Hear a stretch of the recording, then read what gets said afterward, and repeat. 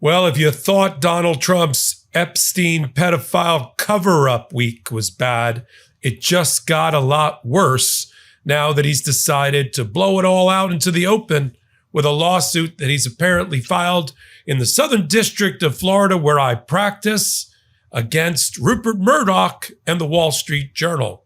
That stinking pile of failing papers, says Donald Trump, because they published an article, which I'm going to talk to you about, in which they located a 2003 birthday album put together by Ghislaine Maxwell for her boss and boyfriend and patron, Jeffrey Epstein, 3 years before it came out into the open that he was a pedophile predator, at least in public came out into the open.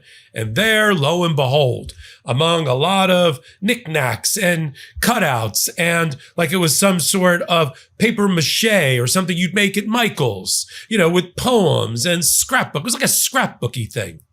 There, along with a funny little note from Alan Dershowitz, who he has not denied was authentic, was a typewritten card by Donald Trump with an imaginary conversation between him and Jeffrey Epstein with a doodle. Donald Trump's known for his doodles of a naked woman in which her lower region, her vagina, was in the shape of Donald Trump's signature. Donald Trump denies it. He said he's never, wait to hear this quote, he's never written a picture before. You don't write a picture, you draw a picture. And yes, you have. I'll show you examples of that. And so, and that's not my verbiage. I don't talk like that. And yes, you do. So that got published. And then the bad week gets worse because he decides to sue over it. Where? In Florida, where he prays to God the random wheel lands on Aileen Cannon. I'll talk about that in a minute. I'm sure the lawsuit, which I'm still waiting to get my hands on, hasn't yet hit the public docket, but I know what it's going to say. I'm sure it was brought by Alejandro Brito, a Coral Gables, Florida lawyer, has an office right near mine, who has sued successfully for Donald Trump against ABC, $15 million, George Stephanopoulos, because he used the word rape instead of sexual abuse to describe Donald Trump's attack on E. Jean Carroll. Yes, they paid off on that. And another 15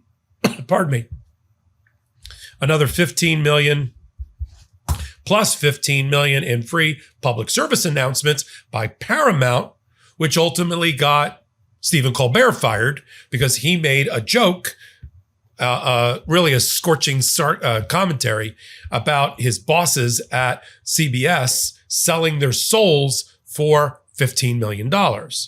So we have a bunch of things that have happened. This is the bad week for Donald Trump in reverse chronological order. We've got the new information that the FBI has been scouring the files, the Epstein files and the FBI files for any mention of Donald Trump's name.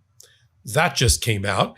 So his administration has been scanning for Trump everywhere. We've got Maxwell, whose lawyers are lobbying Donald Trump to give her a pardon, at the same time that his Department of Justice files a brief with the United States Supreme Court in the last 24 hours, where they meticulously describe all of the terrible, depraved, pedophile, predatory behavior of Epstein and Maxwell, which only flows back through Donald Trump, one of his best friends. So we've got that going on. All of MAGA world unites against Donald Trump and demands the release of the files. Then the Wall Street Journal runs this article I'm going to read to you a little bit more from, which is the basis for the libel and defamation lawsuit. If I had to pick a number, it'll probably be something like $800 million. We'll get there in a minute. Then Trump makes a big show of, I'm directing Pam Bondi to release the files. We're like, oh, he's going to release the files. But no, he's not. He's going to release a subset of files that are going to require a federal judge to agree, but then they want all the names redacted in those files. We don't just want the grand jury files. We want the physical evidence. We want the exhibits. We want the photographs. We want the diaries. We want the letters. We want whatever was obtained through the search warrant execution. That's what we want. And then you've got the new filing against the Wall Street Journal, Rupert Murdoch down here in Florida. I'm Michael Popok. You're on the MeidasTouch Network and Legal AF. Let's get into it right now. I'm back from holiday. What did I miss? I think I just gave you the head count. So that is the things that led into Donald Trump needing to change the narrative. But as usual, he's going to pour gasoline and kerosene on the fire. It's going to blow up in his face. Here's what the suit's going to look like. Okay? Because I've seen the ABC suit. I've seen the Pulitzer Board suit. I've seen the CBS suit. They're all the same. Alejandro Brito, at this point, it's a cut and paste job, a search and replace job on his computer. Donald Trump denies that he created this scrapbooky addition to the Epstein 2003 50th birthday album that Ghislaine Maxwell asked him for.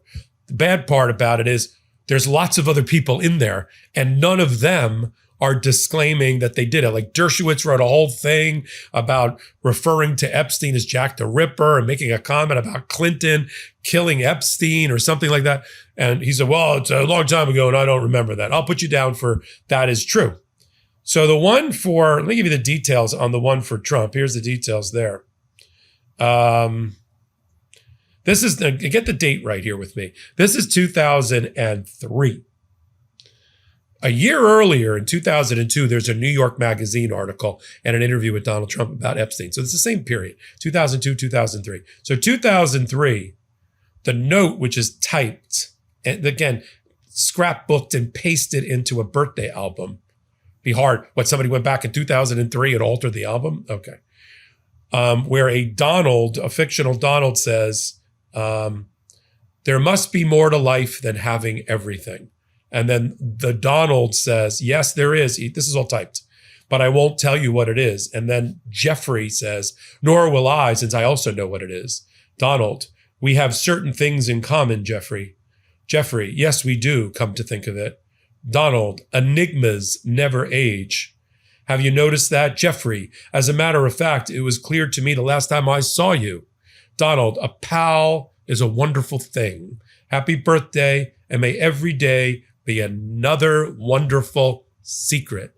Then there's a bawdy photo, inappropriate, demeaning, dehumanizing, misogynistic photo of a woman with circles for breast, half circles for breasts, and her genitalia represented by Donald Trump's now infamous Sharpie scribble. Does anybody now believe that that's not him?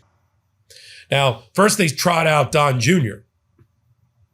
My dad doesn't write like that. My dad doesn't know the word enigma. I'm not making this up. The defense is his dad's a moron with no vocabulary. Of course, there's clips already out there showing that he's used the word enigma in other contexts. So Don Jr., he does know the word. That's what. Then Trump tries to help himself and say, I've never written a picture before. Seriously, it's my 1-year-old daughter has a better vocabulary than Donald Trump. Although I'm countering my last comment about his vocabulary. You don't write a picture. You draw one, right? You draw a doodle. You don't write a doodle. Put that aside for a minute. Don't let that distract you from the point of my hot take. And then there's, of course, I don't have the bawdy ones, but there are, his doodles are legendary.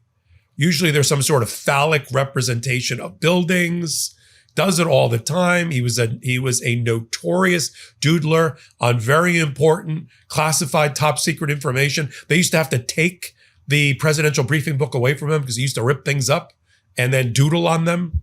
He's a doodler. Of course he doodled that. I'm just waiting now.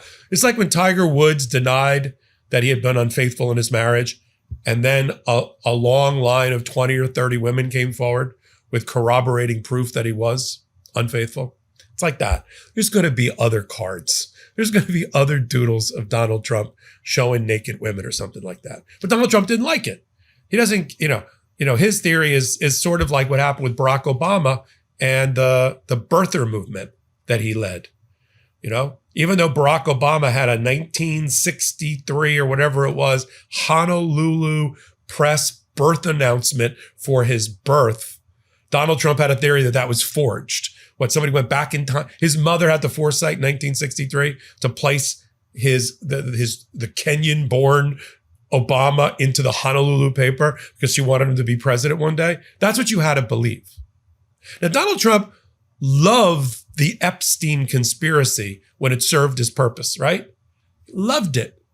2019, he was claiming that Hillary Clinton and the Clintons killed Epstein. Loved getting a lot of mileage out of Epstein when it served his purpose, right? He rode into the White House on a conspiratorial propaganda dragon. But we see what happens with dragons. Sometimes they turn on their masters and they engulf you. And that's what's happening right now with the Epstein story. But look at this lineup during the week. We get the leak that the FBI is scrubbing for Trump names all over the files. That's what happens when you elect a felon in chief. He wants to go in and find out what the FBI had on him. Maxwell pushing for a pardon while his DOJ files a paper that lays out in excruciating, gory detail all the bad things that Epstein did, only putting it back in the news. MAGA comes out against him. This is all this week. Wall Street Journal runs the article about the scrapbook from 2003. Oh, by the way, just to show you that I'm putting this in a certain amount of context. 2002, and Donald Trump can't deny this. He gave an interview to New York Magazine in which he talked about Jeffrey Epstein. And he said, and I paraphrase, he's a great guy, known him for a long time, over 15 years. This is in 2002. Certainly likes his social life. He likes the women. He likes women almost as much as I do. Certainly likes them on the young side. And great guy. That was Donald Trump 2002. So don't you think that Donald Trump 2002 New York Magazine interviewee is going to give a scrapbook sample to Ghislaine Maxwell in 2003? Sounds like he would, right? And now we got the lawsuit. Now, why Miami? Or why Southern District of Florida? Southern District of Florida is divided, because I practice there, is divided into what we call divisions.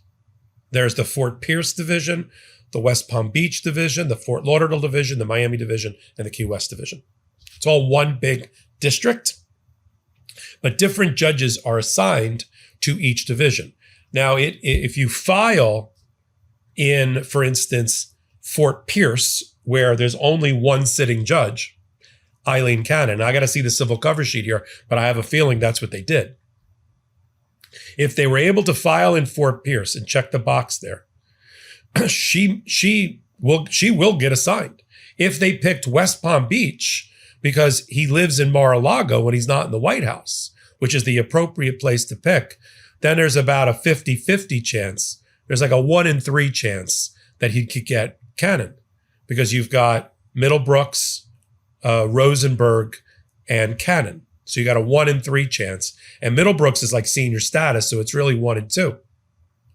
He's not going to file in Miami, where he'll pick up 15 more judges. And he's not filing in Fort Lauderdale. So it's pretty good odds, 1 in 3, 1 in 2, that it's going to be Cannon, the way he's going to file this.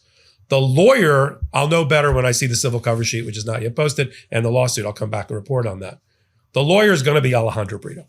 He's been using him for all these defamation cases. Wall Street Journal hasn't yet come back with anything yet. It'll be for libel and defamation. It'll seek $1 billion, some percentage of their revenue. It'll go on the attack for Rupert Murdoch, completely breaking the relationship. Remember, Murdoch owns Fox. Keep that in mind. Reporting there may be changing soon. It may no longer be the propaganda arm of the White House. We'll keep an eye on that, even though half the White House cabinet is stocked with Fox and Friends, Fox and News people. But this will irrevocably break the relationship with Murdoch, obviously. Will Murdoch settle? Probably. He's like 100 years old. His son, Lachlan, he's going to, anybody watched Succession, which was based on the Rupert Murdoch family? They're going to settle this case. But they ran it. And I give them at least some partial credit for exercising their First Amendment rights. As soon as I get the suit, I'll come right back to you and I'll give you the ridiculous allegations of it. We'll all laugh together. But in the meantime, I'm Michael Popok. You're on the MeidasTouch Network and Legal AF. Take a minute, hit the subscribe button here. Come over to Legal AF, the YouTube channel. Do the same thing there. Until my next report, this is Michael. Can't get your fill of Legal AF? Me neither. That's why we formed the Legal AF Substack. Every time we mention something in a hot take, whether it's a court filing or a oral argument, come over to the Substack. You'll find the court filing and the oral argument there, including a daily roundup that I do called, wait for it, Morning AF. What else? All the other contributors from Legal AF are there as well. We got some new reporting. We got interviews. We got ad-free versions of the podcast and hot takes. Where? Legal AF on Substack. Come over now to free subscribe.